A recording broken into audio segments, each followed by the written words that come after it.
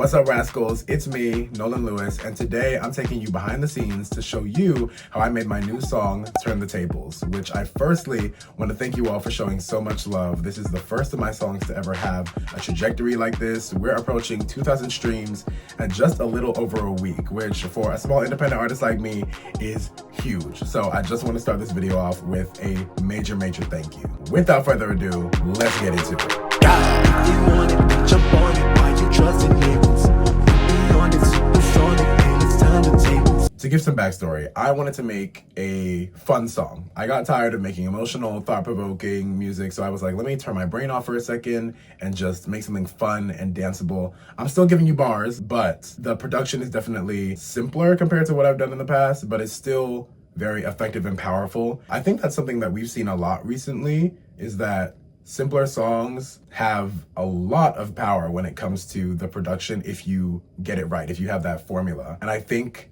that's something that I have achieved. Without giving too much away about the album, I think that that is something I have achieved. For Turn the Tables specifically, where it all started was this hi-hat topper vocal loop that I found.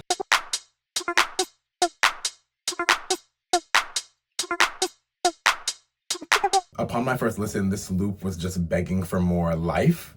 And that's why I have it consistently going throughout the entire track, minus the pause before the first chorus, because I kind of wanted to like create its destiny and build out its path. I don't know, that sounds really weird, but that was just where my mind was at. And the first thing I did in, starting that journey was taking one of the claps and turning it into a roll and adding that at the end. Very simple, very effective. I think it rounds out the loop very nicely and also sets it up to loop because it is going to go the entire track, but I felt like it needed a little bow, a little gem at the end, Or maybe you don't know. I don't know. Next up, the defining aspects of the song. Well, the first defining aspect of the song is the kick. I didn't realize that I had not really dabbled in like the realm of Jersey Club before, despite it being so popular and hearing it on my social media algorithms all the time. But everybody was shocked by me doing like a Jersey Club song. By everybody, I mean like 5 people, but that's everybody to me. Jersey Club obviously has that iconic kick, so I used my favorite one to really get that like quintessential sound.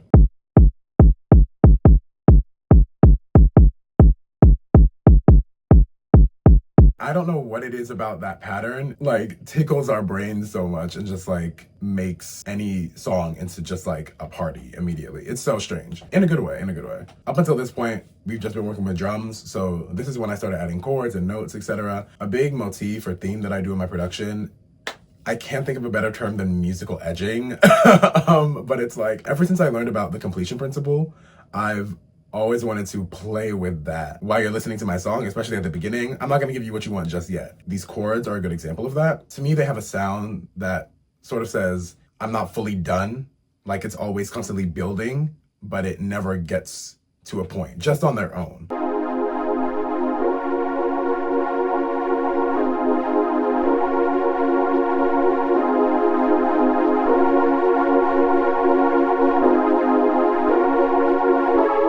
Hearing it, you can kind of see what I mean. I also increased their volume a little bit, so that really adds to that sense of like, something is coming, but you're never gonna quite get it yet. We do get sort of a completion when I go into the hook, and that's when I add in more chords with a different sound, and then also the bass. I love a good swelling brass horn sound. There's just something about it. Love it. Wanted to add it as a little extra layer because I knew that the chords by themselves couldn't really stand alone.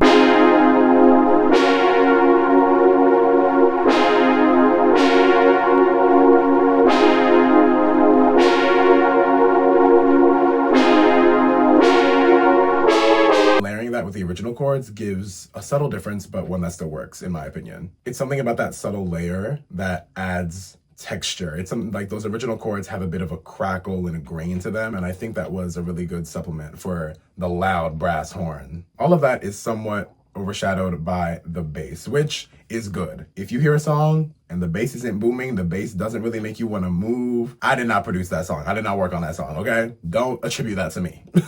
Once I started putting the notes down on this type of 808 bass sound, I was like, oh, it's a wrap. Like this is about to be absolute fire.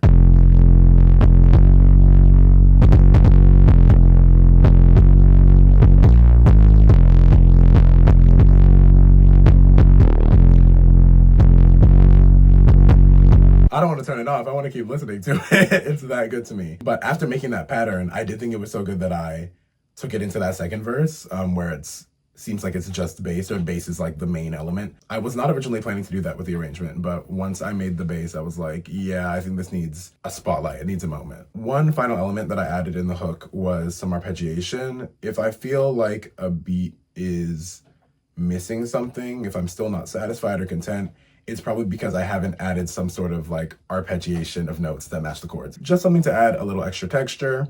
I wasn't really trying to like pull focus with it, but once you hear it, you can't unhear it, you know?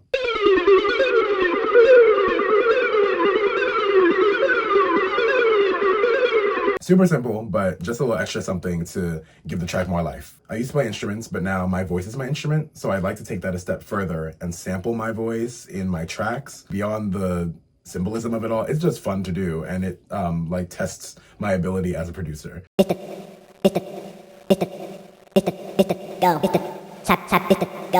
It's the type of beat that go. So what you're hearing at the end when it says this is the type of beat that go, that is the audio file that I dragged and dropped in. I was saying it much slower, made it really fast, pitched it up, chopped it up, and that's what we got. And when you put it all together, this is what you get.